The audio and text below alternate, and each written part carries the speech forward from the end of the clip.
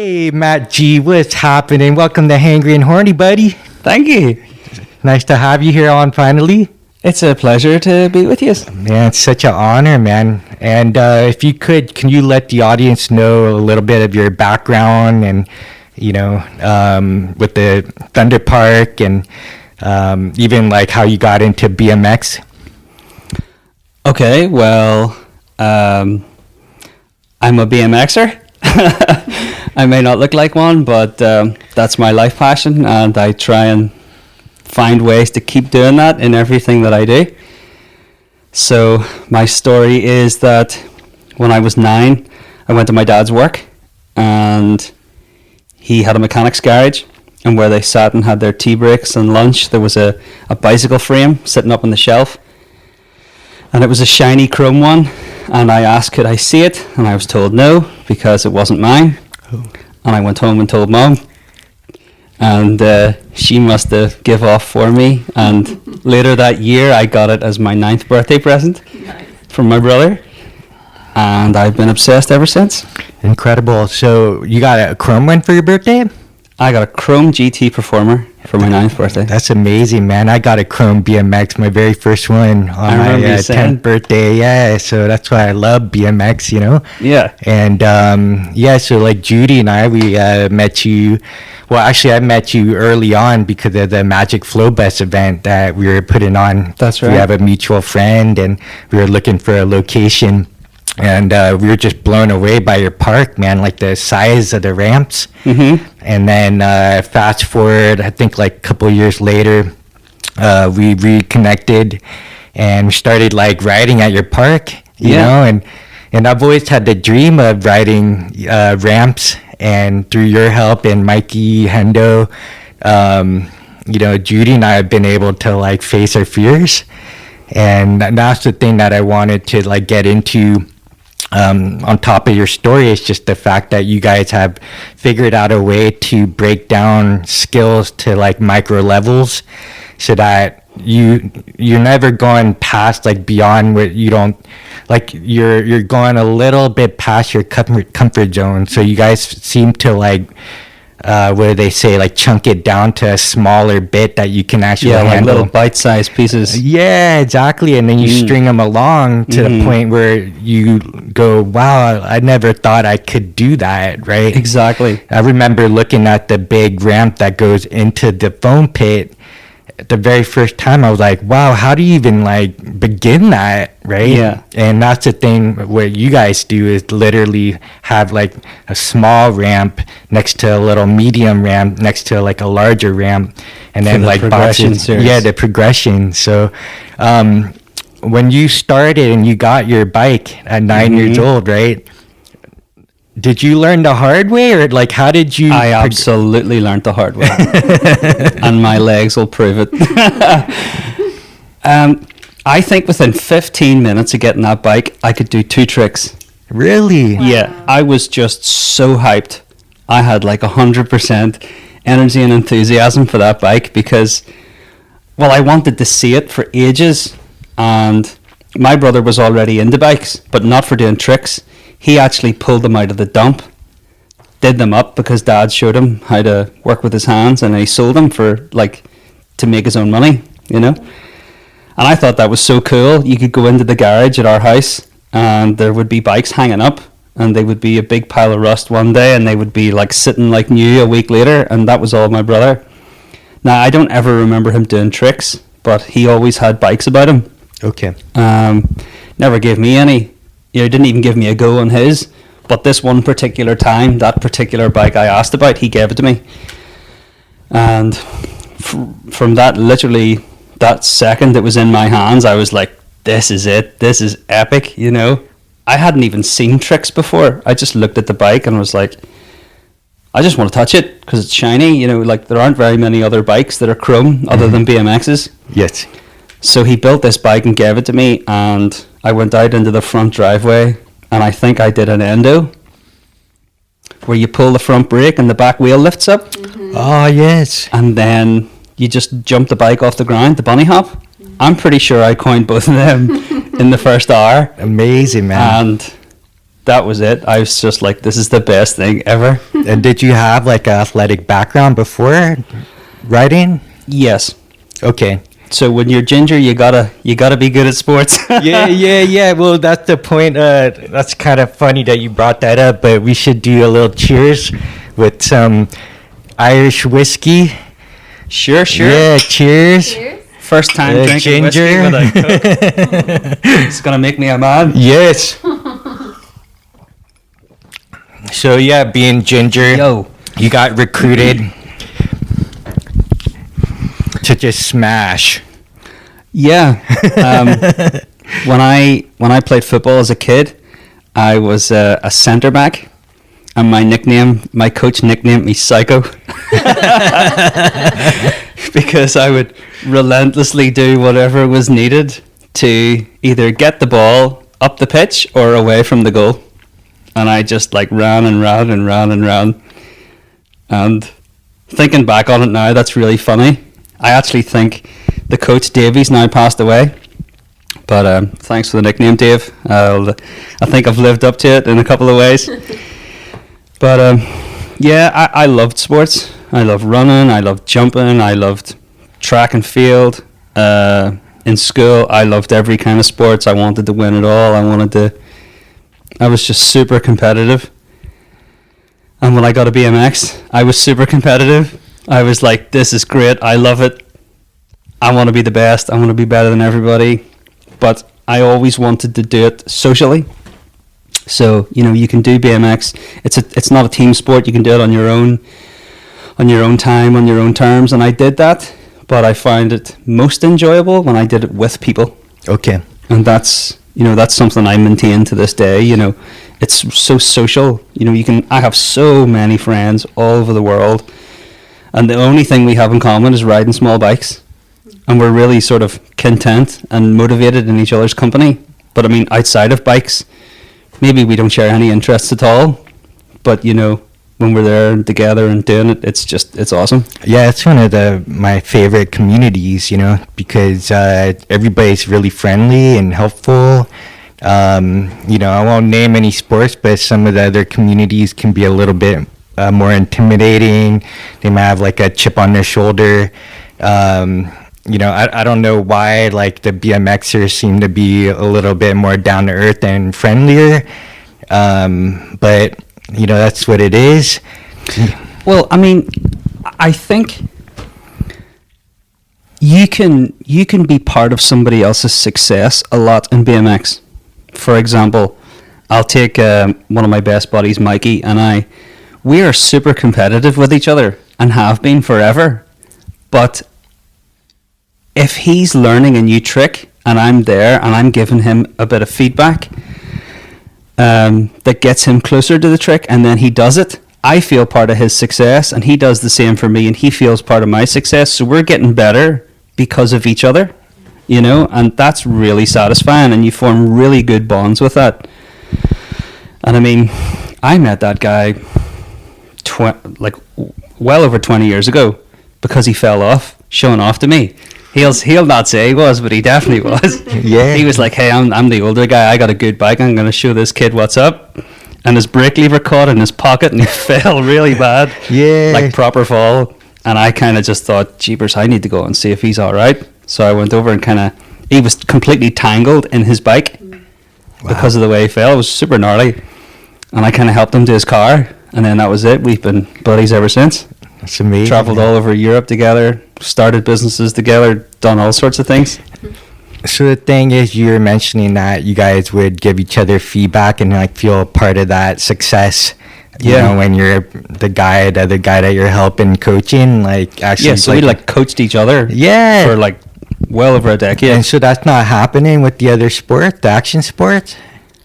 Oh, I would say it is, yeah. Okay, yeah. I think that type of bond we have, it's the same for skateboarding, same for rollerblading, same for the scooter guys, same for the parkour guys. But what's the deal with like skaters then? Is it like an economic thing where like someone can't afford a bike versus a skateboard, or like why would I, growing up in San Francisco, you know, it was a pretty huge skate scene. You know, we did see some BMX guys, but it was pretty rare. It was more like skaters, and you know, obviously they're doing tricks off of like concrete and, you know, all kinds of whatever they could find to just grind. And they've been known, I don't know, maybe if they just had a bad rap or something, you know, in terms of just defacing public property. You mean skaters? Skaters, yeah, skateboarders. Whereas, like, I don't know, I never really saw BMX riders just grinding off of, like, you know, different concrete places. And They absolutely do. yeah. I mean, you know, I think by that point they did have like those little skate stoppers. They had those, but like for the BMX, the actual like the post that comes off the wheel. Oh yeah, trick nuts. Yeah. It's like they actually started to use that, but yeah, I was always curious, like why as a group you would always see the skaters were more like that jackass side where they're always like egging each other on, and sometimes there'd be like fist fights and stuff, and you know, illegal activity. I've always like wondered why that was happening with them versus like BMX. Like, why was it so different? I actually don't even think it is different. Okay. I think we're all pretty much in it for the same reason. Yeah. There's a lot of freedom. You know, it's not like there's a skateboard rule book. You know, when you start, you know, playing soccer, football, rugby, hockey, tennis, anything in school, there's this infrastructure and these rules, and there's coaches and there's ways to do it. And then you grab a skateboard or you grab a bike or a set of rollerblades, and you're just like, I'll do whatever I want, my way, my terms. Now, I don't always think it's a rebel thing. Okay. You know, it's not like people are getting into skate as the sort of two fingers to the man type of thing. But ultimately, there's a lot of freedom to be had, and you know, you're making a lot of your own decisions, and you're forming bonds with other people when you're all kind of like it's like managing risk, but on your own terms. It's really exciting. You know what I mean? You're not looking for someone else to tell you how to do it, or you should this or you should that. Now, don't get me wrong. In the actual business we run, we actually add a little bit of structure into the unstructuredness of the sports, but that's really only to stay in business. You know, like as a business trying to promote urban sports, we need to be seen to be doing things safely and in a sort of risk managed way. So that means helmets, that means like introductory coaching workshops, which I think are an amazing thing. But if you just want to grab a bike or a board and go and do your own thing, you absolutely can, and we see it worldwide. So I don't really think skating is different to BMX, but I think the point that you're making is when you first asked, do people get into skateboarding because bikes are too expensive? Maybe. You know, you can have a really good skateboard, I think, for 100 quid, whereas a really good bike starts at 400. Now, I know it wasn't like that back in the day, because my first ever brand new BMX, I was BMXing many years before I had a brand new bike. I was just like secondhand everything, out of the dump, whatever my buddies would give me, you know, anything like that. My first bike was 170 quid, brand new. Okay. And what year was that? 99, 2000.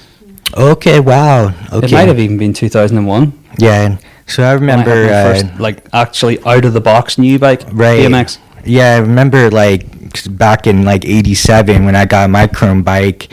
I don't know what my mother had paid for it, but when we were shopping, I remember, you know, these brand new BMXs were anywhere from like 150 to 250 and up US dollars, like back in like the 80s, right? So I don't know what skateboards were, but I imagine like they were significantly cheaper. So yeah. By today's standards, a decent skateboard is 100 quid. Yeah. Okay. You can buy better than that, but I mean, we sell skateboards, complete ones in Thunder Park. Okay. And I think the best quality complete board we have is about £110. That's a good deck, good, you know, decent trucks, decent wheels, decent bearings. If you were going along the same path translated in a BMX, you're talking minimum 450. Okay. in the equivalent. So, Yeah. you know, maybe that is the reason why people get into skate, because it's way more affordable. Right, right. So that's the thing. Like, if you think about like in basketball, the economics of who's playing, who's starting, are usually lower income. Like, because you only just need like Up whatever. one ball. Yeah, And one you got ball, you 20 shoot, people and then playing. like right. Whereas and back to your point in regards to like structure of all these other sports that are typical conventional sports, where you have to actually go to a place, there's structure, there's coaches, there's like a tradition, where this stuff like sort of came out of, you know, of course people were biking and skateboarding like probably in the 50s 60s, but you know, as soon as like the 70s were rolling in, especially the late 70s, like people started like doing tricks, and it really got hot like in the 80s, especially with all the cool, just growing up for me, just seeing like my cousins and then people on VHS tapes, you know, we were watching like different skate movies, you know, surf movies and BMX stuff. So it was just really cool to see the scene like from the beginning on my end. But to your point, you can literally just step out of your house and like go somewhere and ride. So like we would ride like with all our buddies at BMX, kind of like E.T. Goonie style, right? And then every so often like somebody would like jump off a curb or like try to do a wheelie. I didn't hang out with many guys that actually would like do ramps, but we try to build a ramp, and I just would just go for it, man. I've literally fuck myself up, you know? And be like a laughing stock at everybody, because I had like the courage to like just go for it. Yeah. But I didn't know the progressions. Yes. So I didn't know like how to like position my body in the air either, right? Exactly. So you guys have freedom. It's different from conventional sports. You end up getting your BMX, right? Did you completely quit like school sports? Or okay. I just loved sports. So I'm pretty sure the time that I started BMXing, I quit like Cubs and Scouts. Like Cubs and Scouts is like a really big thing worldwide, and I mean, it's a great way for your parents to just go, take my kids and do something with them, send them home with skills, you know what I mean? But my experience of Scouts, as much as it was fun, I unfortunately experienced the really negative side of it, and there was just tons of bullying. You know, there was a load of camaraderie, but someone was the target, you know, someone's always the joke, and being the ginger guy, you know, I kind of got a little bit tortured in Cubs and Scouts, and it got boring, you know what I mean? It's just like, I can run faster than you, I can jump higher than you, I could probably knock you out in a punch, but you're not going to stop giving me gyps, so I'm just like, I'm tired of listening to it, I'm going to go on BMX. So I did. I'm pretty sure it was around about that time where I kind of said to Mum, I'm not doing that anymore. I'm just not interested in it. I like it, but the crap that goes along with it's just a bit boring. So I stopped that and got into BMX. But right up until, well, geez, even now, you know, my whole way through high school, I think I set a shot put record that never was broken. And the school's knocked down. Okay. So I got that one forever. Yeah. It's immortalized. Yeah. No, I enjoyed all parts of sports. I like running, I like long jump, I like javelin, shot put, football, rugby, basket, like everything you could do in school, extracurricular, I did it. Pretty much everything. And I always enjoyed it. So I'd be doing something physical pretty much all the time. I was never overly academic, never really read. Jeepers, I only read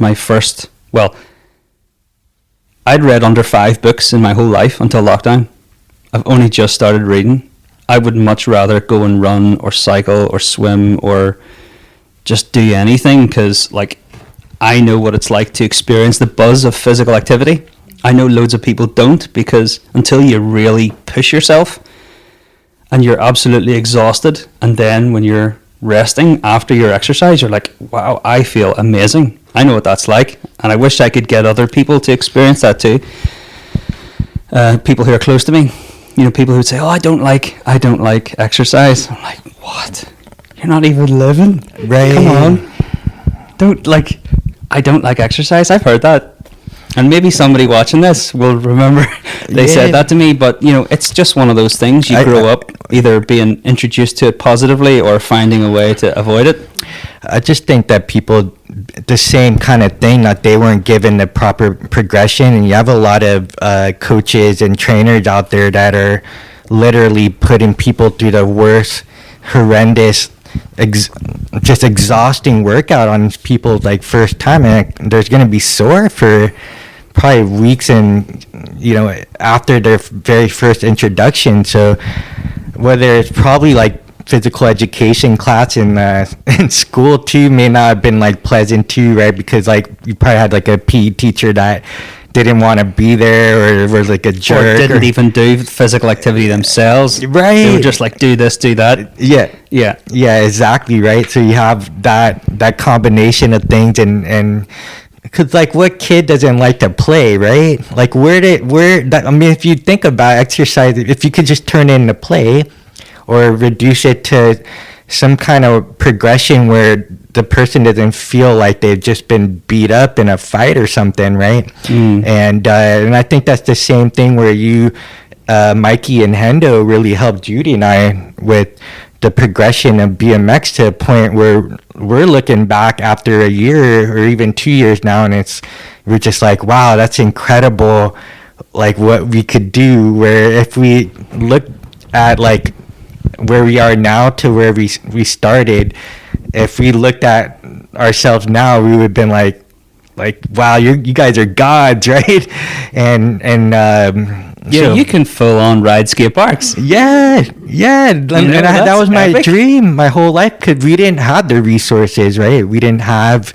I think that's the other bit to the question too. Is when we were coming up, you in the '90s, me in the '80s, like there wasn't any like skate parks so much. Maybe more in California where I'm from, but that was just starting to come out like in the 2000s. So we didn't really have access to these things unless we actually built the ramps ourselves. So yeah, I'm just like going off on a tangent, but like literally the exercise part is like we feel good, but if you could turn it into plays, you can change it into a thing where you're progressing a little bit over time, where you're building your capacity over time. You're not getting sore. You're not, no pain, no gain kind of thing. Yeah. The same with all the action sports. You guys seem to get it right, where you broke it down to these like little bite-sized chunks. Yeah. So there's loads of different ways to sort of look at what you're saying, right? So I can relate to that in the sense of Maxwell, my kid. He actually doesn't like exercise. So if I want to take him for a long walk, he wants carried. But if I turn that long walk into a cycle on a bike, where we're up and down things and whatever, like turn an adventure into it, he will pedal for hours and hours and hours. I have had him pedaling a seriously long distance. Like we've maybe done like 2 miles already, and he's 5.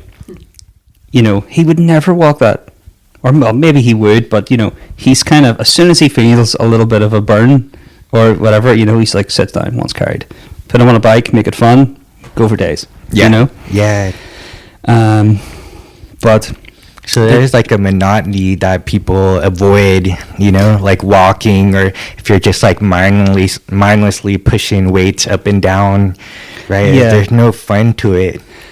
Yeah, well, I guess it's all about your mindset beforehand, isn't it?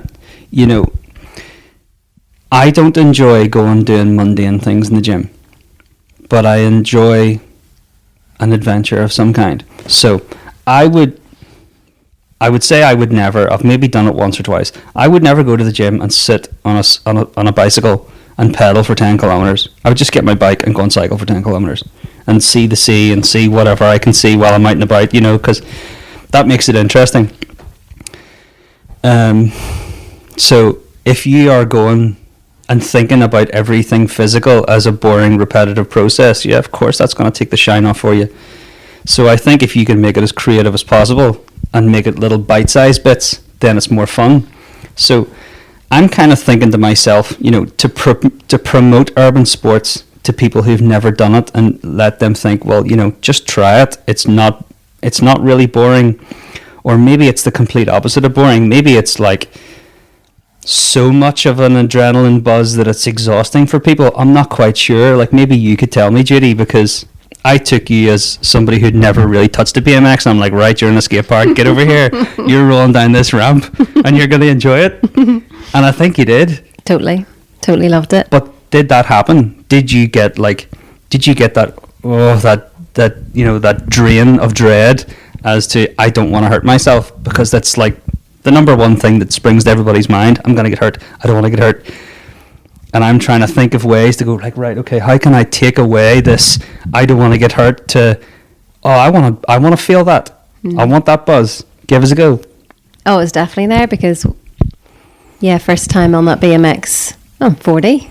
I'm very aware of all the injuries I've had over the years, looking over the edge of that ramp thinking, geez, I could really, really hurt myself, particularly the half pipe one. Mm-hmm. Because the first time I did it, nobody was with me. You guys were all on the other side of the park going the other way. And I thought, I'll just have a wee go on this one. Didn't realise that you kind of really need to put the wheel like straight on rather than sideways. I went sideways and of course like... Did you? Me and the bike fell right down. That's why it took me, I don't know how long, like 6 months to get over that fear, to do that like tiny half pipe. Because it was just like the fear of the pain. And then you're kind of, my head was visualising, well, I could like... the handlebar could go in here and the pedal could go in there, and it was kind of like, oh jeez. But going off the other ramps, like they were easier to do, and every time I did one, it was like that proper, like, I did that, like super excited, like beyond excited, and it was like, I did that. And then bit by bit, and sometimes I'm like in there with the other kids and they're like half my height, you know, like, geez, I don't know what, you know. Some of them are like 4, 5, 6 year old. No, they're more than that. 6, isn't it, in the park and upwards? Yeah, 6 up. Because some of them are like tiny little things on these like tiny little scooters, and they're flying off these ramps. And I am like seriously having heart palpitations about going up. And they're like going for it, and they were so lovely as well. Because that's the thing. Didn't matter who was in the park, whether those guys that were like amazing or older or the younger ones. They all waited and let me have a go as well. You mean, because it was like scary. I kind of needed to make sure that nobody's going to go in front of me, and you know, even like little younger kids were encouraging me because they could see I was scared, and you just think that's such a nice environment to have that in, isn't it? And it didn't matter my age, and it didn't matter that I've got grey hair, and it didn't matter. They were kind of like gunning for me, and you think that's really lovely. Yeah, I wanted to say something because Judy made a great point with the intimidation factor when you go to these like public places, and there is this sort of you know, fear like around one, like doing something that you're not like ever really like tried before. So one is like you're almost embarrassed to even try because you're doing this in front of like everybody, right? And then two is you know, like I said, the crowd, the sort of typical crowd of action sports back in the days when I grew up in San Francisco was pretty like intimidating because of the chip on the shoulder. Maybe they're involved with other like illegal activities, and you know, so you didn't like go to these places because, you know, you're worried that you're gonna get jumped, right? But I've been jumped before, like had my favorite hat taken by like a couple of older guys. You know, I was like, wow, I'm not gonna even bother trying to fight these guys, right? They're just like whip my ass. So I just like gave them my hat. But I imagine, I mean, I've heard a lot of stories of people going to like a park with their bike or their skateboard and getting jacked, like their favorite bike and skateboard, and like a gang would come by and they'll just like take their stuff because that's where they would hang out. They would do drugs.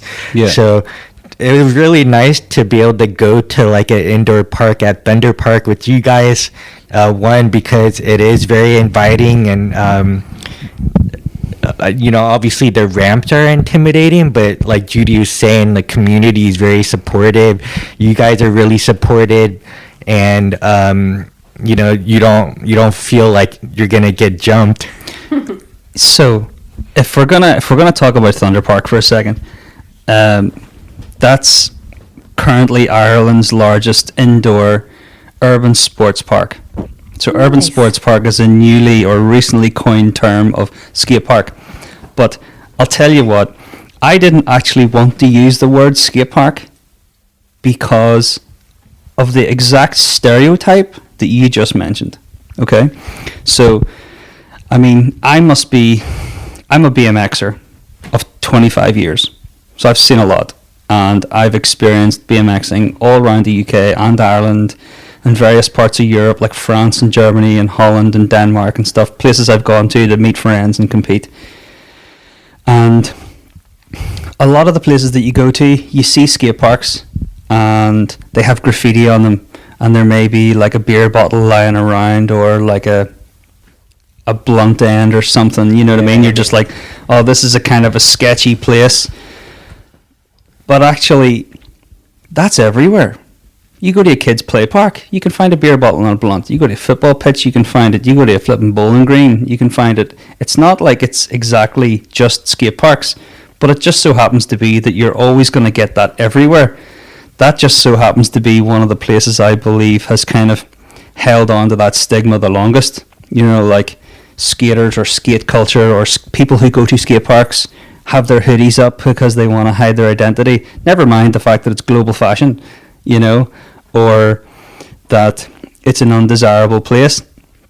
Don't get me wrong, I've been to skate parks all over the Europe. I was going to say the world, but that'd be a lie. And there is that kind of vibe you're talking about everywhere. So I love the industry and what I do so much. I wanted to make sure that people experienced something that was the complete opposite of that. So, of course, it's a skate park. And the term skate park is literally just a name for ramps, you know, that have a coping at the top, and there are various shapes and sizes. It doesn't mean they're only for skateboards, or they're only for rollerblades, or only for scooters, or only for bikes. A skate park's for everything. But I decided to not use the word skate park so that when I brought people into that environment, they experienced something that would break the stereotype in their mind. You know, I'm not going to come in and see a load of people supping a beer, stoned, looking like they're undesirable. You're going to come in and you're going to see clean and tidy, and you're going to see smiling faces, and you're going to be welcomed by staff who literally come and talk to you when you don't even want them to, because they're checking if you're good, or if you need a lesson, or if you want advice. And like that, in my mind, is only going to develop and encourage more people into it, you know, because if everybody's thinking that it's dingy and undesirable, then it's going to keep that stereotype, and maybe people are going to get into it because they think it's cool. Oh yeah, I'm gonna maybe get into BMXing or skating and go to the skate park, because then maybe I can buy weed. Like, I don't know, I'm just making this up. But, you know, I don't want that to be the only thought around skate parks. I want people to think that I can go here and I can invest my time and energy into becoming confident, because I have confidence from being a BMXer, no doubt about it. You know, I was shy when I was younger. I didn't really sort of talk to girls or speak up too much. But when I got to a point when I was in my teens and I could do tricks and I knew that I could impress everybody around me, that changed things for me in my mind. And I held on to that right up till this morning, where I had a really cool conversation with somebody who I'd never met before. And it gave me a lot of sort of hope and inspiration about things that I want to do with the exact industry, the exact BMXer type person I'm identifying as. I want to keep progressing that, keep using it so I can stay away from the real world of work for as long as possible and enjoy it. And I mean, I got my confidence from biking. So did Mikey. So did Hendo. You know, you take Hendo, Mikey, and I off bikes, we're just guys. You know what I mean? Put us on bikes and we're kind of like superheroes maybe to some people. Oh, definitely. With the abilities. You guys are definitely like superheroes for us. I mean, I definitely had the background of, playing sports just like you, athletic. You know, even like when you threw frisbee with us for first time on the beach, you know. That amazed me too. Yeah, right. It's like it's there, like you just kind of had that aspect, but back to your point, like you guys have developed yourself to a place where we just look at you guys like, wow, that's really superhuman. The tricks that you could do, the height that you can go to, even if you bail, your like cat-like reflexes, the ability to like roll out of it or slide out of it is super impressive to me.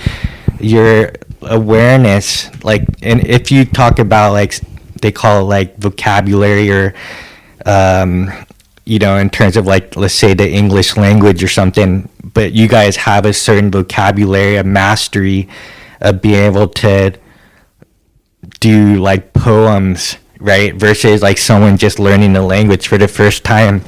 And it's incredible what you guys can do, but again, the fact that you guys started from somewhere just like anybody else and built yourself over time with the progression, and then be able to like transfer that or transmit that to people beginning. So back to the early part when you're talking about your Thunder Park, see, that's the thing, it became an industry. As I was growing up, it was just street, and then it started to get really huge, with the X Games and ESPN in America, and next thing you know, like it hit the suburbs and people that had money, and then all of a sudden, like each city council started to build parks, just because obviously, I don't know if the word is defamation of property or something, but they're literally saying, okay, look, these kids, they need a place to hang out. They don't like to go to school, or they don't like to play school sports or organized sports. So like, this is their outlet. Why don't we give them a place where they can go be a little community?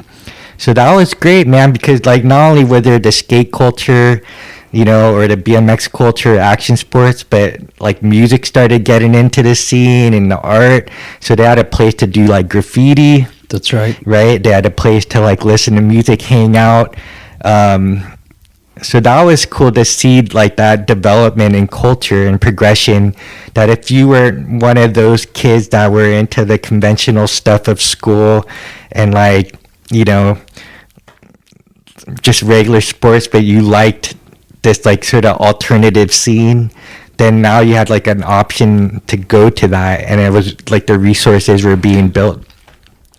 Yeah, as I'm listening to you, you've made me think about my friend Matt, who is a DJ now, and he was my buddy whenever we started BMXing.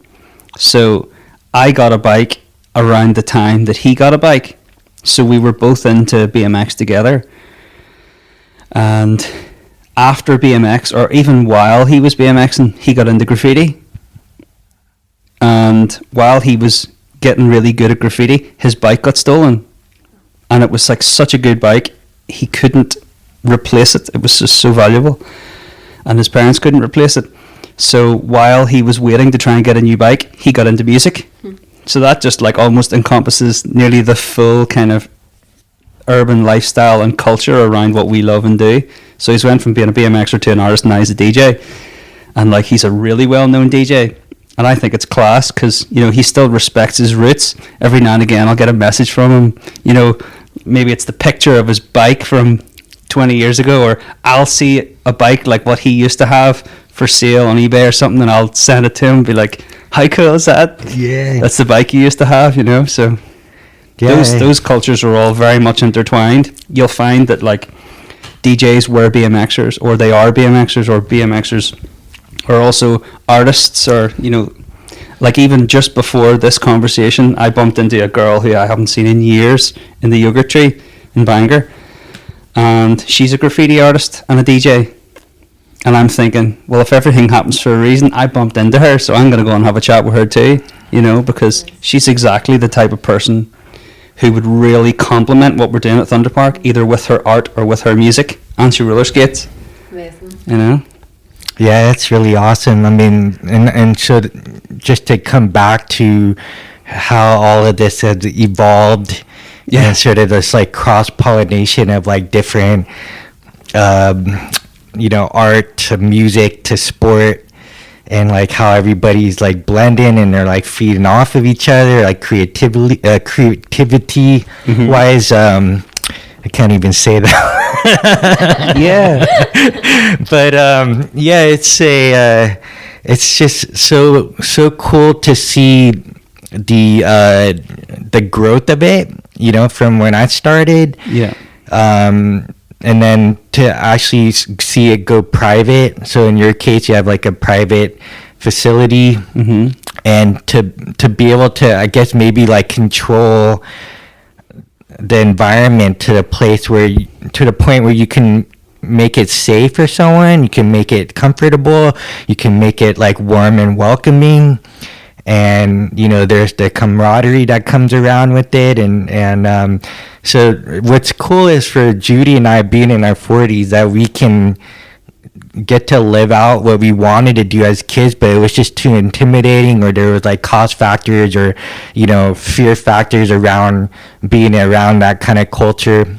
And you know, so what I love what you're doing is that you're literally providing a place for anybody to begin at any age. Yeah. You know, like even your dad was like going down ramps, and he's like in his 70s, right? Yeah, that's right. For Father's Day when he was 70, I did a BMX lesson with him. And I kind of just asked him, I was like, listen, will you do this? And he's like, yeah. And I'm thinking, great, but I really need to make sure this goes okay. And it did. And he really enjoyed it. And it was like, you know what he's like? He's just so chilled out. To him, it didn't even matter that it was his first BMX experience of his entire life at 70. And he just did it. I was like, listen, Dad, you need to put your feet like this. You need to put your hands like that. Keep your body in this position and do this. And he just did it. He was like Max. He was going before I'd even showed him. And then I'm kind of running after him, you know, trying to control the elements for him or whatever. But you know what? He had a total blast. So if I was to think what I think my purpose is, I have like immersed myself in something for a long time that I really, really enjoy. I've met my wife doing it. I've met my best friends doing it. I've started businesses doing it. I've traveled because of it. And I'm thinking, if I can create an environment where people can experience what I've experienced and get the buzz without all the injury and the drama and, you know, all these things, all these reasons why we don't do new stuff. If I want to create a safe, controlled environment and bring you in, just like what we did with you guys, and say, give this a blast. Put your feet here, put your hands here, pump your tires up to this, you know what I mean? And just kind of put a little bit of something in place and then let people have a blast. I can't think of too many people in all of the years. I'm 15 years now doing skate parks.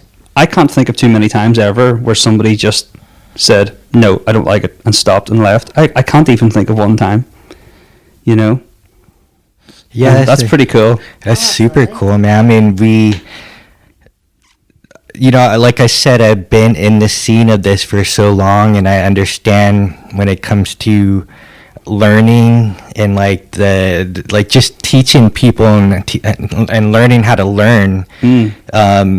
Again, like you're just thrown in a school and they're like, you know, just throw you in the deep end. They don't even teach you like how to learn. You follow like what their curriculum is, and it's kind of like just following orders. So there's never like a creative way or like outside of box way of thinking outside of what you're given. Yes. And what I love about the world that you're in is that there is so much creativity, there's so much fun, to the point where learning is just like automatic. And then like just taking that and applying it to like reading books or learning anything that's academic or more cerebral. It's the same process to me, but I never knew that. It was just like, I don't want to be here. I don't want to I don't know why I'm learning this in school. If they could find a way that was more like playful, fun. And it seemed like outside of, you know, maybe kindergarten or, you know, the earlier formative years where you're using a lot of color, different kinds of materials, like once it started to get into like the serious academic subjects, it was just like, it really depended on who your teacher was, right? Totally. Like I can think of I know I know what teachers I liked in high school, and coincidentally I did well in all their subjects, bar one, by the way, but she was a total drill sergeant and I did well in her class, but I did not like her, and has that grade helped me in life? I don't know. I genuinely think spending loads of time BMXing, as much as it really peeved off my parents when I was younger, I think it's been the best investment of my life. Right, because that's a thing that you learned, like street knowledge. You learn being out in the real world. A lot of people are like coddled. I find I certainly was coddled when I was younger. That's why I was very rebellious. I was trying to like get out of the cage. I may not have been as rebellious in terms of like talking back to teachers or being disrespectful, but I would do things like on the back door or the back end, right? I'd find ways to like sneak out. I'd find ways to, maybe break some laws or something. Like, thank God for like statutes of limitation. But, it was just like, in high school, I just kind of reached this point where I had like a double life where like I could be academic, but I also would like sneak around and do like fun shit and be an athlete and be in organized sports like ice hockey. I literally loved it. It was instant. BMX was the same thing. The only reason I didn't get so deep into BMX is just, it was so painful, man. But again, I didn't break it down. I thought I just had to like just go like send it, Yeah. And so I just literally like said, no, I can't do this. But that's why I like surfing. I think that's really common. I think what you're saying is a pretty, I don't know, is it a primitive thought? Is it like, I need to be good at this? So I don't think I can be good, so I'm not going to try. I'm going to find something else to be good at. And I mean, I know for a fact that's really common. A guy messaged me this morning. I have something for sale on social media. And a guy messaged me and says, have you got anything cheaper? Because I don't want to spend too much money in case I don't like it. Or no, he said, in case I'm not good at it. And my reply to him was, nobody's good at it. Be okay with not being good. And don't try to be good. Just make sure it's fun. And I kind of turned the conversation to, hey, you want to buy something off me, to come and ride the skate park with me. So who knows how it's going to go, but it's so common.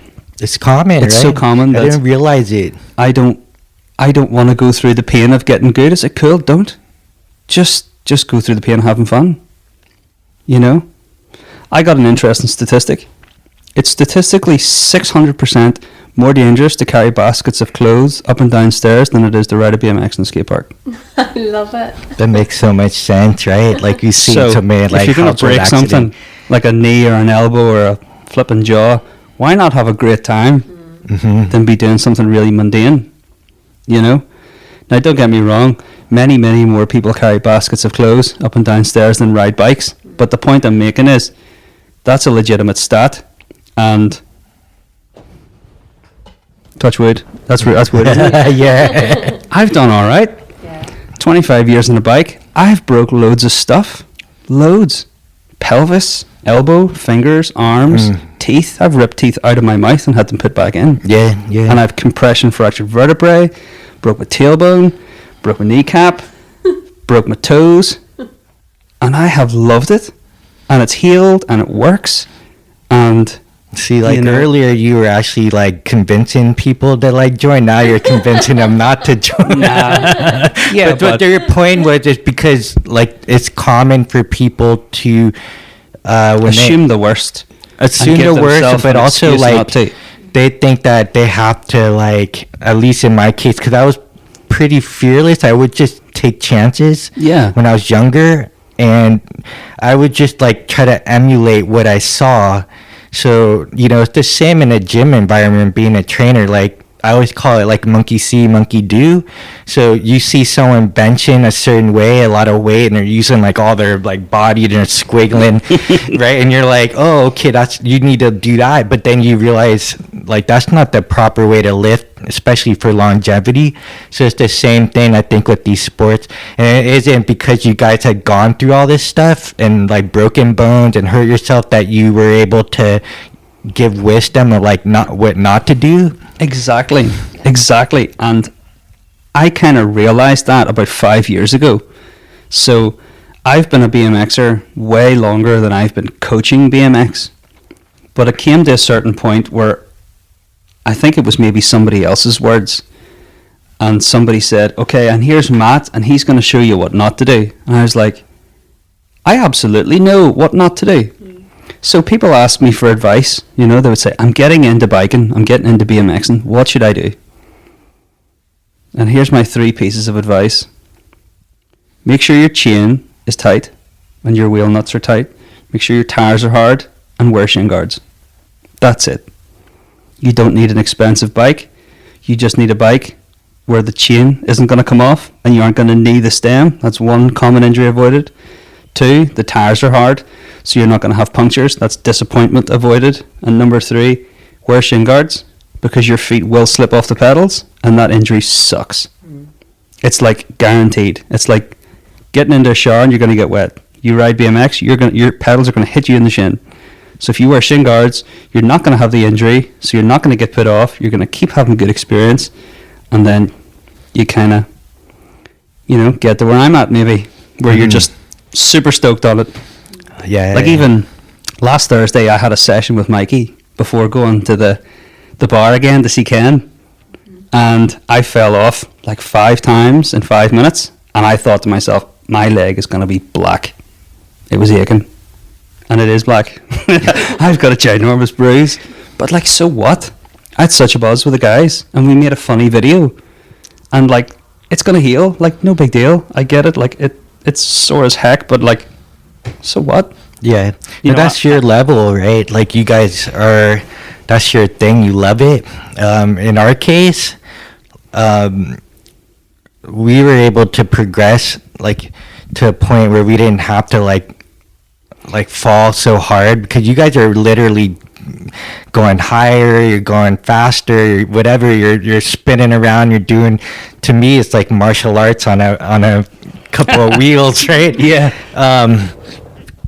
Without like hitting somebody, that would be a sport, BMX fighting. That'd be a guaranteed injury. But no, it's just so neat, because what we think is possible, it's incredible in terms of our confidence level. If there was one thing that we took away from BMX, even if we never like went bigger on bigger ramps, or was just the fact that we could get to a place where we didn't think was possible. And if we decide to go to the next level where there might be a little bit of higher risk or a little more pain, like physically from a fall, just the takeaway for us is that it like transferred to life. And so what we learned through you guys, we could apply that same principle to anything, any kind of skill, even just like public speaking, right? Like to just have someone go to the front of the class and just give them a little bit of exposure looking at like the classroom. They don't even have to say anything. They don't have to have some important speech. They literally just go to the front of the class and just look at everybody, scan the class, look everybody in the eyes, and then sit down, right? And then the next time they get up, next time they look, do the same thing, but then they say like a couple of sentences, introduce themselves, and then sit down. And then the next time, right? So you just build it up over time. And I've been able to apply that with like guitar, with kettlebells, right? Like, so do you think whenever you're in the skate park and there's a lot of people there and you drop in to have your run and it's all eyes on you, is that a little bit what that's like? Yeah, that feels like a public speak, because that was what I was trying to say, is everybody's looking at you, so you're... I never thought of that. Yeah. But that totally makes sense. And, I knew BMX gave me confidence, but maybe that's the way that it actually happened. Going to a competition is, like, I can remember it now. I just wanted to be sick, as in, like, physically throw up. I was so nervous. And then you kind of drop in That's dropping in is when you start. It's just like going down the ramp for the first time, and then you're in the mix, you're doing it. Like dropping in for competitions. The second I realized that I was doing what I do and I was in my comfort zone, I then kind of relaxed into it. My biggest problem was I didn't breathe. So I could gain confidence by being, I think I've ridden a BMX in front of maybe 10,000 people. Wow. In Germany, maybe less, but it was like absolutely ginormous crowd. And at those types of events, I would have people who would message me even now saying, I remember you from Cologne in Germany 2008, you know, because it would be like, I don't know, my birthday on Facebook or something, and I'm still friends with that person, and they'll be like, hey, you did that trick. That's a nuts feeling, like. But like, you know, being in front of everybody for that moment, I'm guessing that's where my confidence came from. Mm-hmm. I think. Yeah, it's the thing that's cool is in most things in life you don't understand why you're like practicing. So the same with like organized sports, like why are we doing drills, coach? Like we just want to scrimmage, we just want to play, right? And it's like they're teaching you all the little like progressions, the skills, but if they had told you like why they were doing that and then you saw the result, then you'd be willing to invest more time into developing the skills and then stringing them along to create like a performance.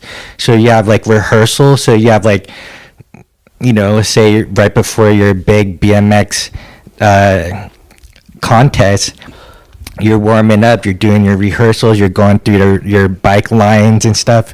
The same thing for any like major performance, whether it's backstage for a concert to, you know, maybe like a ballet or something, or a dance like performance. There's always like a rehearsal, and then the high that you get, right? That's amazing when you do a public speech and everybody's clapping or laughing.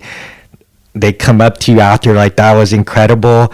But how can you reverse engineer that? And that took time for me to understand. And so I just kind of had to learn the hard way. And with our wisdom, I hope that we can like pass that on to the next generation.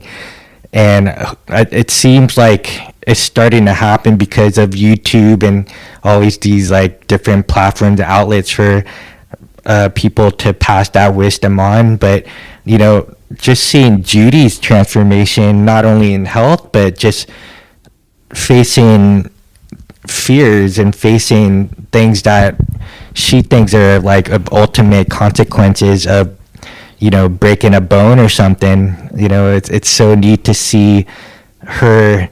I almost get more enjoyment, you know, seeing her get past a fear where she realized like, oh my God, the fear was bigger than the actual thing that she was doing. Mm-hmm. It's funny because it makes me think of when I was trying to conquer the fear of that little half pipe. And Mikey was like talking me through it, and he was so good because like I was proper scared of it just because I'd had that one bad experience with it. But like I had no idea what I was doing, and clearly, you know, just didn't know one basic thing, and if I'd known that, it would have been fine. Mm-hmm. So when they were like, you guys were like, oh, you just do this, and I'm like, oh, right, okay, that makes sense, oh, right, okay. But then just the fear, like the drop stuff. So once I'd like literally just done it, I was like so pleased that I'd like gone off and I hadn't messed up and I got to the other side, and then I'd done it a few more times.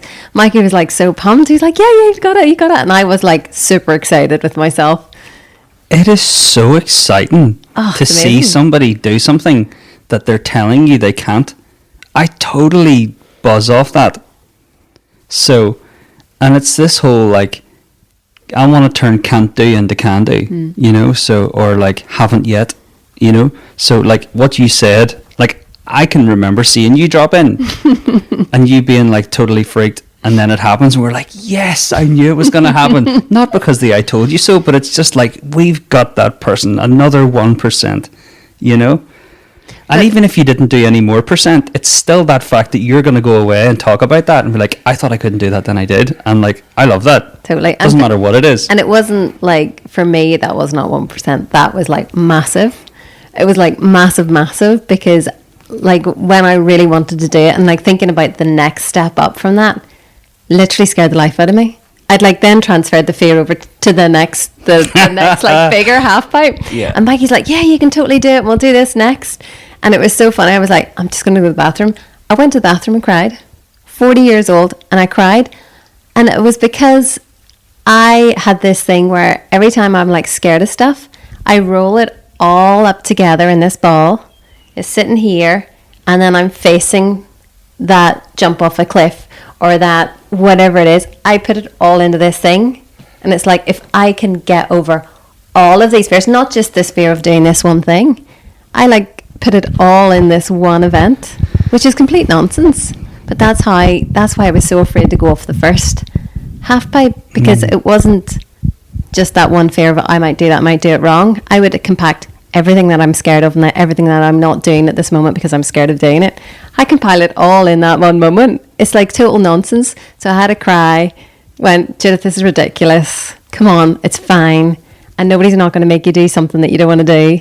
And got back out there, and I was like, okay. And I didn't do it that time, and that's fine. Mm-hmm. But there was no pressure there put on me to do it. Mm-hmm. So I kept on, thought, well, if I keep getting my confidence with this wee one, then I'll move on. And then ages later, when I was there, Mikey, because there's one of your ramps, the rock and roll ramp. Yeah. I was like so wanted to do it, and I'd tried. I think it was a week or two before, and it was so funny because I didn't even know if I could cycle up it. So I went on to the other, I can't remember what you call these ramps, and I basically like climbed up to it and carried my bike up to it, and then I'm sitting there and all the little kids are like flying on and off it, and they're kind of waiting for me, and I'm like, no, you go first kind of thing. And I sat like up there, and I was just like, oh crap, I can't do it.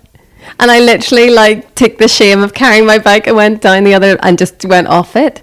And then I think Mikey must have seen me, and he was like, Judith, you can do this. And I'm like, I don't think I can. And he's like, right, okay, what we'll do. And he just stepped it out, and he was okay. I want you to like cycle from here, really pedal on the flat bit, and then you'll get yourself up. But I'm going to be that other side. So if you can't get it up the ramp, then I'm going to push you that last little bit. So like did what he told me, flew up the ramp right at the top. And he's like, geez, I didn't think you'd do that. That was easy. Yeah, and that was the thing, because I hadn't even thought, oh yeah, the whole process of actually getting up it totally changed my whole concept of, well, if I can get up it, I can get down it. That's exactly how I teach dropping in.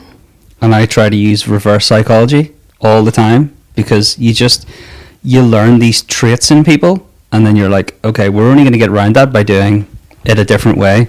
So this is like a little mantra I came up with ages ago, like in T13.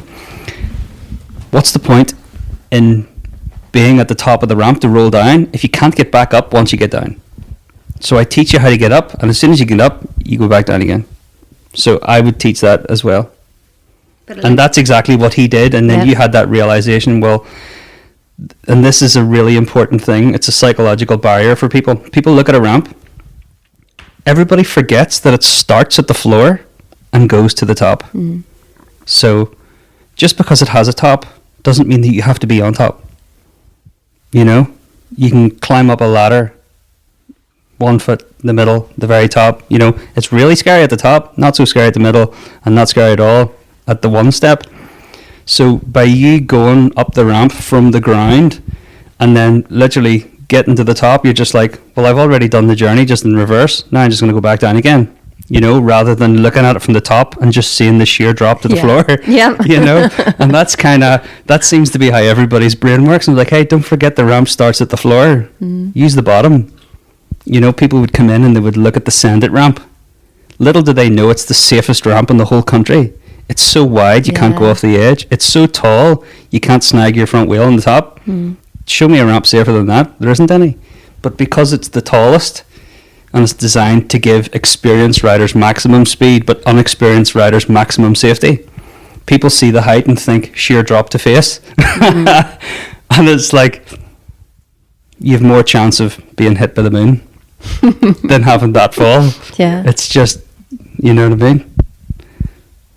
So I can relate to what you're saying. But I think and it's cool that he was able to articulate that to you in a way that you were able to. Because I tried, and my logic was you get to the top and then you go off it. And that was just way too scary.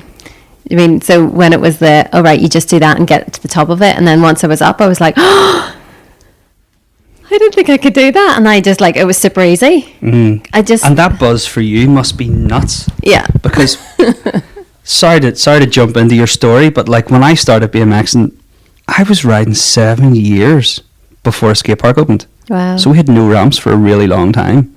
So your experience in my beginnings, plus 6 foot of ramp in your first 6 months, that must be nuts. Like turbo buzz. Like I don't even know how long it's been since I've had that kind of buzz, you know? But like, how cool is that? Totally. Yeah, I definitely noticed that because it carried over, not just that night, but a few days after, maybe a whole week. I could see the difference in Judy in terms of the translation of that buzz to other areas of life. Yes. And that's what I love about like BMX, you know? I mean, I don't know, it's just something primal. I think it's like because we went from as human beings to just like, you know, being bipedalers of walking to the invention of the wheel and then putting 2 wheels on a frame and then pedaling with the chain just to like locomote through space. And then I don't know why that feels like an extension of ourselves, like with the technology. But my point is with like Judy, to see her using a technology to experience like another reality. Yeah, and realizing you have abilities you didn't even know. Yeah. And then I don't know, like maybe you have such a sense of achievement and gratitude that you just take that good vibration with you onto the next thing. And that's what I really kind of hope for. Like, I'm not always really using that exact terminology, but ultimately I want to like dare you to do something in the most positive, encouraging way possible, so that whenever you do it, no matter how small to us it may seem, to you it's going to be huge, then you go away and you're just elevated, you know what I mean? And we want everyone to come in and have a cool experience and be elevated and just come back for that top up. Yeah. Like I was saying to Carolina, that's my wife, we went partying on Saturday night in Belfast for the first time in donkeys, because you know the whole world's been hiding inside for a long time. So we went to this night out in Ballyhackamore. Now, it's not actually a nightclub. It's a working men's club that this DJ duo called the Night Institute have hired out, and they do their own nights. And I go there specifically because the quality of the sound is excellent. So, I mean, there's hundreds of nightclubs, but not all hundreds of them. The music sounds really, really good. Sometimes it's pitchy, and like I have sensitive ears, so I can't really deal with a sound system that's kind of screaming at you. You know, it's just not a nice experience. And that sound system is awesome. And we had the best night. And I was saying to Carolina, I feel like I'm recharged in a way that nothing else could give me that kind of boost, you know? So we hope that we can create an environment that people can come in and get a little kick that they don't get anywhere else. And I guess really that's kind of why that's why we do it. Like there's nothing else I do that it gives me that buzz of BMXing, just like there's nowhere else I can go that gave me the buzz of that night out. Yeah, this sense of feeling alive, right? I feel like so many people are kind of just grinding away, going day to day. I mean, it's understandable, numbed out, right? And then, you know, the weekends come and just blowing their money on trying to like feel numb more. Even numb more, or right? Sometimes numb out whatever has been melting them all week. Yeah, right. And just the fact that like you learn something new, you're around a cool community of people, you have that buzz because you're taking risk, right? Because the society as a whole is pretty risk averse. Anti-risk, yeah. Yeah, so the fact that like you don't have to take a massive risk where you're like gonna like you know, kill yourself doing something, but like something so minute that it gives you this sense of feeling alive and a buzz of rush. And and you know, that's what we get with you guys. And on the flip side, the token, you guys probably look at us when we go in the ice and the cold water as if we were the ones like going up, descended, 20 feet, 30 feet in the air. 2 years ago I did. Yeah. I looked at people swimming in the sea thinking, how can they do that? I stand with my feet in the water and I get like a headache and I have to leave instantly. Whereas, I have been introduced to that in a way where that's another thing that I love and I do it religiously. Right? And I have friends and I'm trying to encourage them to come and they're like, I couldn't possibly. And it's like, cool, so you can't roll down a ramp because you're scared. You can't get into cold water because you're scared. You're not going to do a bungee jump because you're scared. You can't drive your car over 70 miles an hour. It's like, come on. If you're in the right environment to take a risk and experience the risk, but in a managed way, that's where the super buzz comes from. Right?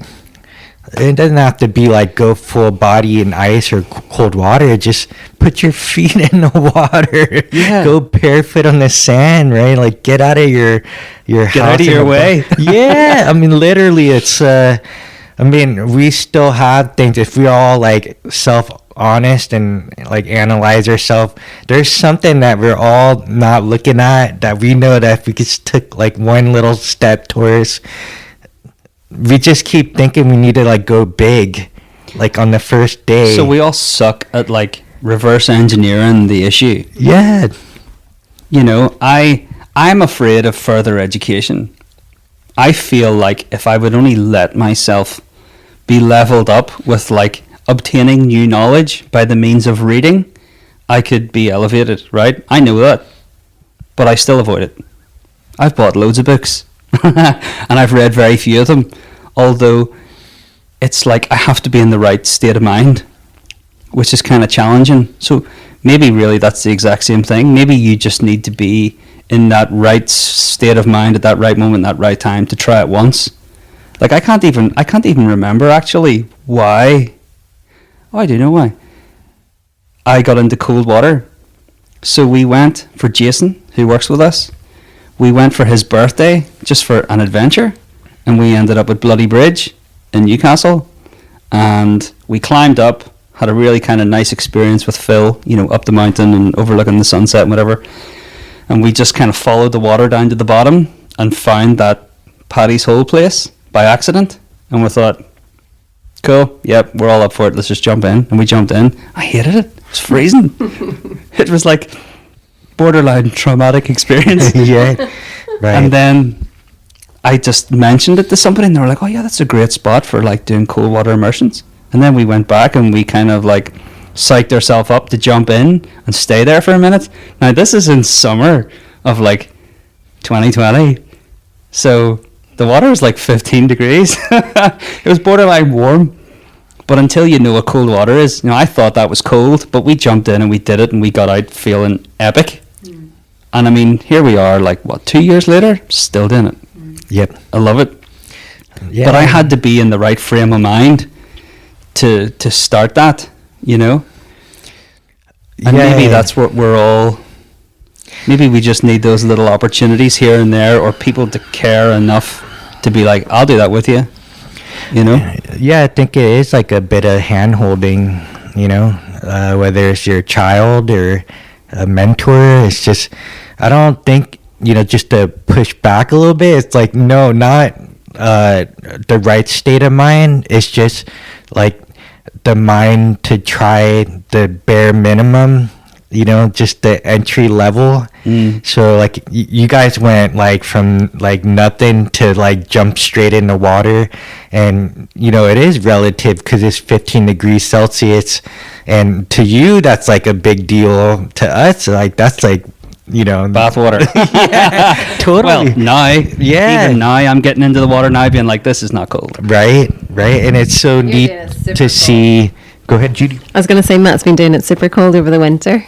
Like, what was the coldest? 2.9? Oh, 2. Yeah, 2-ish. That was a shock. That's cool, because I feel but it was in that amazing. temperature. Yeah. And the difference is, it's not that it's a still body of water, it's flowing water, and that's even if it's close to freezing, it because it's flowing past you, it's colder. If you're sitting in a bucket of ice and you don't move, you get a Yeah, the thermal water layer. warms up around you. Yeah, well, that's like sort of the magic trick, because on camera it looks like, holy crap, these people are like icemen or ice women, right? Like, but you're just sitting in this like warm cocoon. Now, if you moved your body, your arms and legs, that's a whole You're different. freezing again. Yeah, if you throw salt in there, that's a whole other level of cold, right? So a lot of people don't know that salt changes the freezing temperature of water. So it takes colder temperature to freeze water that's salt water, right? yeah. But Salt water, the feeling of being in it, even if it's 40, well, sorry, that's Fahrenheit. I'm still like going through the metrics here, but close to 0 degrees, it may be like 10 degrees, but it's salt water versus 10 degrees in fresh water. 10 degrees salt water centigrade will feel way more cold. It's an interesting phenomenon, but just to see your progression, how you stuck with it. For me, I took it to the end, and then I just knew my body. I'm not averse to cold. I just don't get the benefit, like I did before, because I found that I was literally wanting to hibernate after like getting that adrenaline boost, and then couple hours after hanging out, I would literally just like have to take a nap, right? And so for productivity purposes, I just knew like, okay, this comes down to like dosage to you right now. And so that's the thing with even the ramps. One is being handheld through like a process that seems scary. So like you're the master of BMX, right? And you're like holding us through like the beginning stages. So that's like a small dose, a micro dose of a BMX at a certain like fear level, right? We can take you to the cold at a like micro dose level. And then eventually you just build up, just like weight training over time. Your body's going to adapt. You're going to get stronger and get more resilient. And if you enjoy it, even better. And then you get to a place where you know yourself well enough. So that's, for me, the wisdom is, you guys kind of like joke with me. You're like, come on, Tony, man, let's go to the next level. I'm like, I'm 44, man. I'm like, I don't care. Yeah, I want to do other. I'm going to be 44? Yeah, man. You've been doing it for a long time, right? Like, it's the same for me. Like, I love doing martial arts and jiu-jitsu, but I also love life, and I want to be able to, like, not have any broken bones and be debilitated where I can't even do other things that I enjoy. So for me at this level, I want to learn like just the beginner stuff to a level where I feel like competent. And if I want to go to the next level and I feel like it could be done safely, then I'll do that. But just like, I value my spine. I've seen people that have bad backs and like older folks, so especially people that have gone to black belt level in jiu-jitsu or even higher for Brazilian jiu-jitsu, and they're all getting like discs replaced, their all backs are all messed up. And like, although I respect that they put in the time and effort to get to that level, I want to be able to use this body pain-free as long as possible. So I'll get to a place, and that's myself, honestly, I'll get to a place where I feel like I'm competent enough, and hopefully I can maybe through weight training build my body stronger so that I could go to the next level. I know exactly what you mean, and I'm at that stage in my life where I've BMX'd for a long time, but I'm at level 20, and I know my shape and my stature has changed a lot. I've maybe peaked out at level 20. Now I'm just making this up. Let's say there's 30, 40 levels. I'm at like 20, for example. But because I've put on weight and kind of got busier with work and life and didn't really prioritize exercise like what I did when I was younger, I know for me to go from 20 to 21 is going to take serious I'm going to have to be lighter, I'm going to have to be stronger, because to go from 20 to 21, there's going to be falls. And like, I've said this to Mikey, you know, I don't want to try certain tricks that I might even be able to do right now. But if I had a fall in the middle of trying to learn it, that fall might mangle me, you know? So totally get what you're saying. Like, you need to be physically ready for the adverse part of progressing, you know? Yeah, they call it a trade-off, right? It's like, is that whatever you're gonna put in, is there a trade-off of the risk benefit ratio, right? So yeah, and we see that with Hendo a lot, don't we? Mm-hmm. So Hendo's one of the best riders in BMX ever in this country, and he's getting really good, and he's progressing all the time, but he's getting injured all the time. But he's lucky to have you, because when Mikey and I were younger and we were riding heavier bikes with no foam pit, no resi, and like we were kind of like not even coaching, we were just daring each other. Oh my goodness, like I've seen him in serious states and he's seen me in serious states, and we've driven each other to hospital in serious states, you know. Whereas like if we had met someone like you when we were younger, God knows where we'd be. Probably not running skate parks, you know. We'd be living it up, riding comps, doing mad stuff if our bodies held out. Yeah, it was just the timing of things, right? I hope that we could, and that's what's really cool about the scene, is that they're starting to cross-pollinate from different things, from rehab to performance of like strength and conditioning, and like stretching, yoga, mindfulness, meditation, visualization. It's so neat to see where the sport has gone to, where it has become very professional, where it's a bit of like mixed martial art, where you're learning different martial arts, but you're also learning like nutrition, you're learning like how to allow your body to recover better. And we can do that like at our level, but to see the younger generation like being able to have the tools that we didn't have and the resources, and to see like how far the sport of anything has progressed in just the last like 20 years, it's pretty neat, you know. Like, had we had that would have been cool.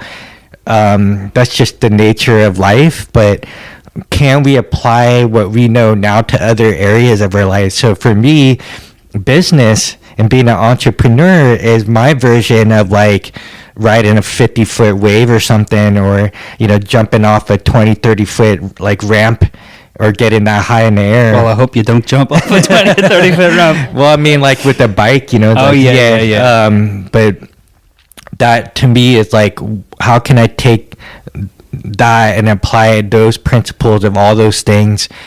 One is to become healthier. So I look at like the best. I look at who's the best in their field in the world, and then I look at like who's also in it the longest. So if you want to live long, you look at the longest living people.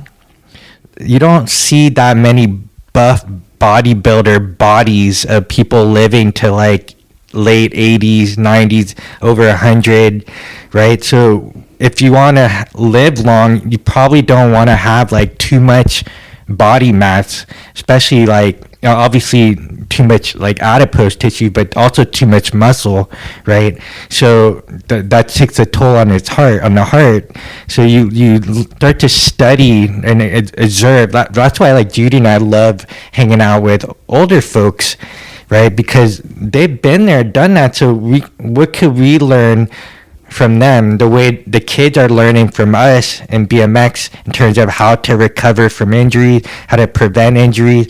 If you do fall because you have a little bit of muscle mass or strength or reaction speed, agility, your kinesthetic awareness in space. So, you know, you have cat-like reflexes. The way I've seen you guys, I'm a cat stuck in a bear's body. I know, man. That's what's so impressive, right? Because you have a bike, a BMX bike that's for ramps and tricks, and they're smaller than like the BMX that I had, right? So not only are they smaller, but you're a big dude on a small bike, and the shit that you could do in this bare body like a cat. It's like, holy we're just like, how does Matt G do that? You balance on a wheel and you spin around and then you drop in on that front wheel, right?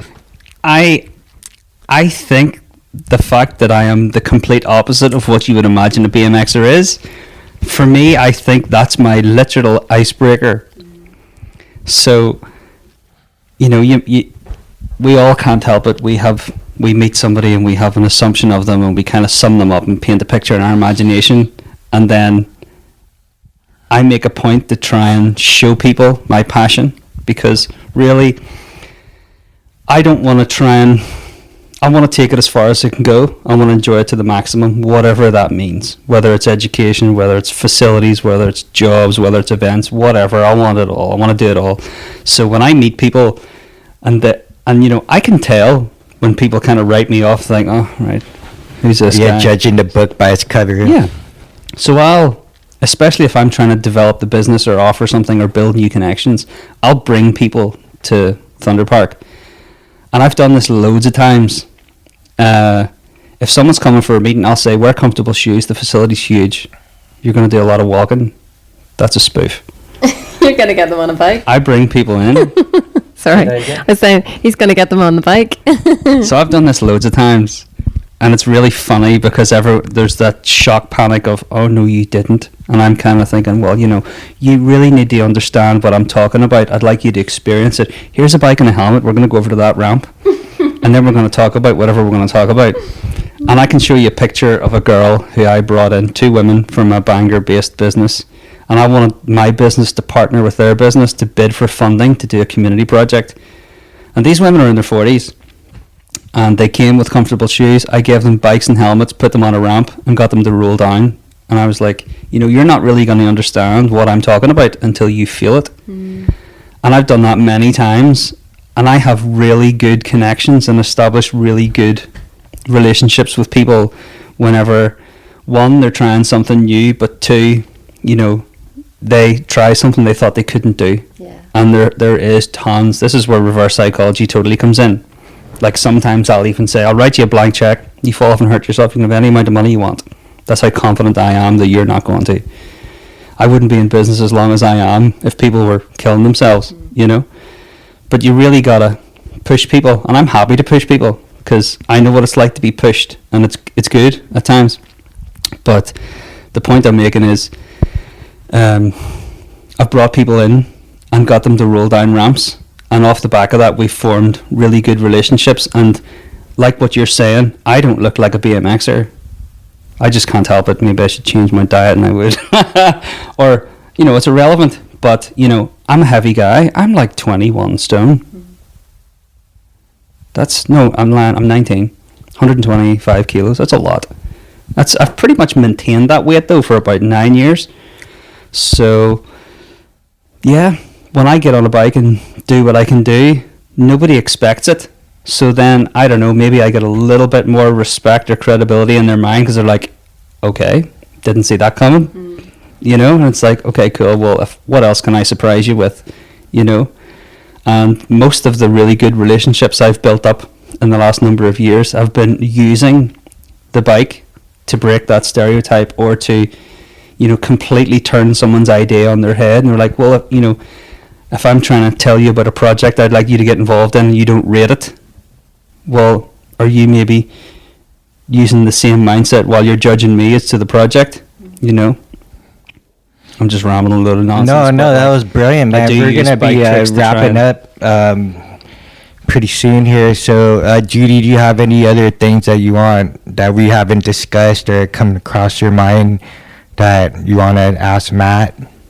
Well, the thing that I thought of was it's all about fun. When you put fun into the element of what you're doing, it completely changes it. Like, completely changes it. So, you know, for me, I wanted to do those things at the park. I'd seen it, you know, you see like all these little kids just going for it, loving life. It just looks amazing. And whenever you get that little thrill of, I just went down that ramp, or I just did this, or I did that, whatever, it's just that's the satisfaction that's there. And immediately when I did that rock and roll ramp, I was like, if I can do that, what else can I do? Was literally the thought in my head. And that was like universal over my whole life. It wasn't just what else can I do in the park. It was like, what else can I do? What else am I stopping myself from doing because I've been scared?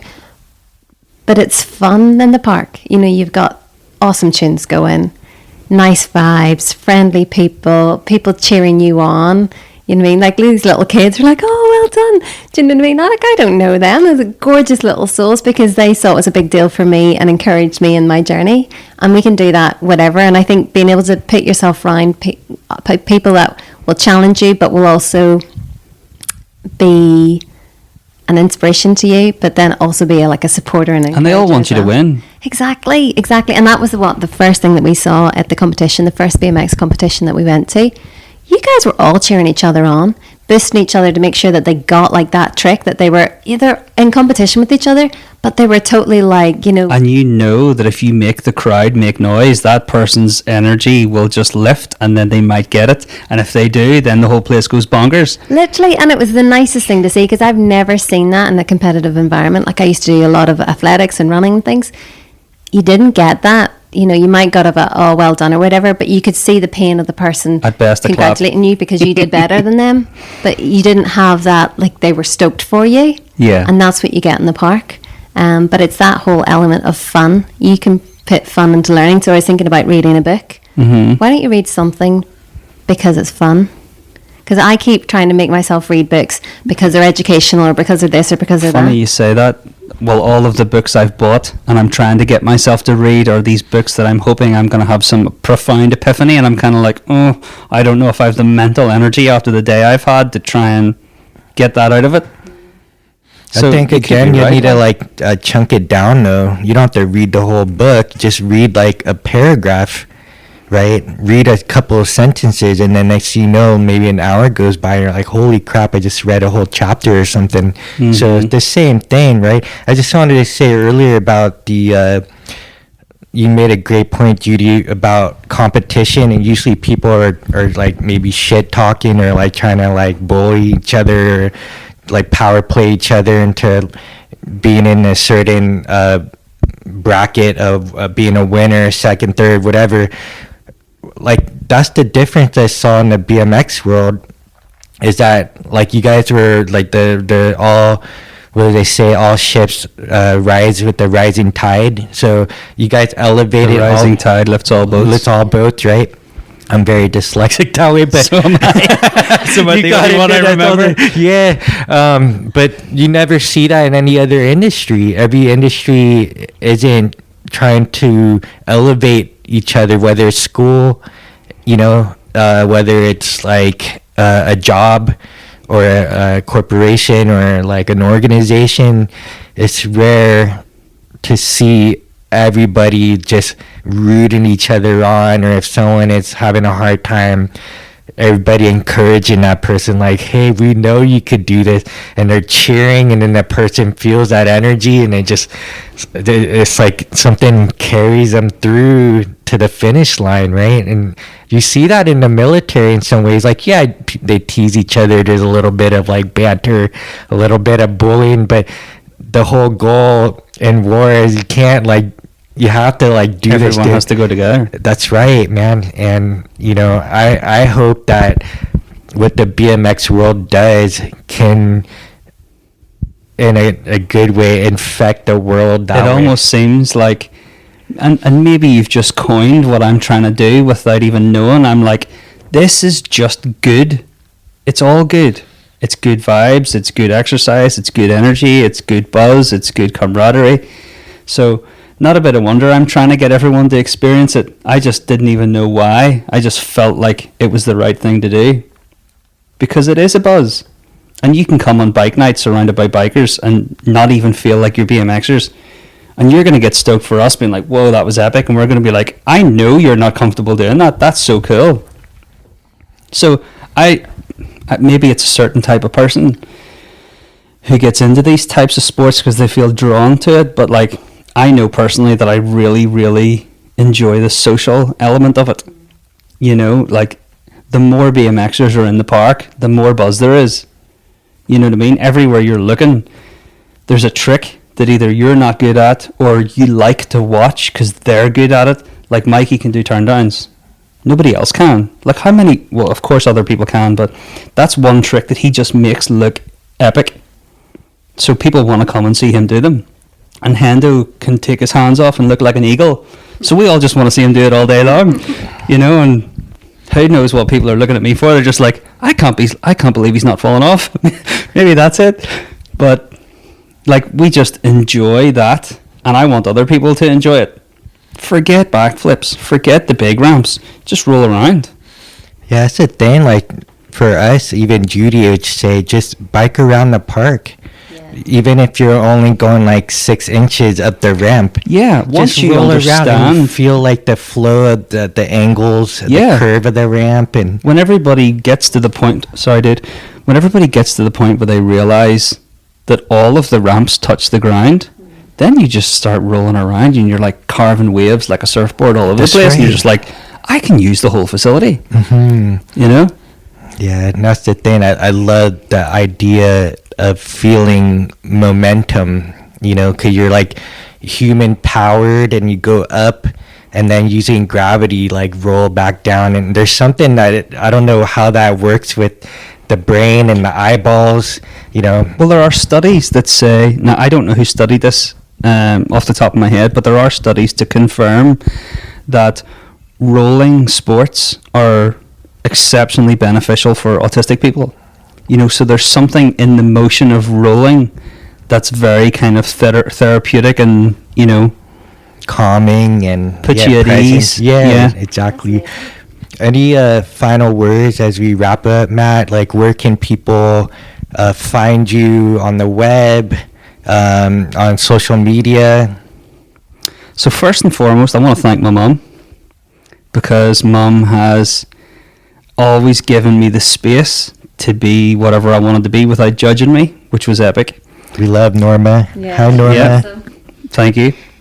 I want to thank Carolina, my wife, because love you, Carolina. She also saw me where I was at and appreciated me for it and pushed me to be better. So I've achieved a lot. So all great men have a good woman behind them is a true story. I want to thank you guys because I love your energy and you're quite possibly the nicest people I know. I love all my guys and girls at Thunder Park and the brand in general. We're experiencing really cool things together and I love it and I want to do it forever. And I want to thank Max for telling me he loves me, because it's the best thing you could ever hear. And if anybody wants to enjoy what I've enjoyed for a really long time, come and see us at Thunder Park in Bangor. We're on Facebook and Instagram at Thunder Park Ireland. And everybody's welcome. And we just want to have a good time with as many people as we can. Thank you so much for coming on to Hangry and Horny, brother. And yeah, we look forward to having you again. Cool. Yeah. Let's eat. Let's eat. Cheers. Cheers.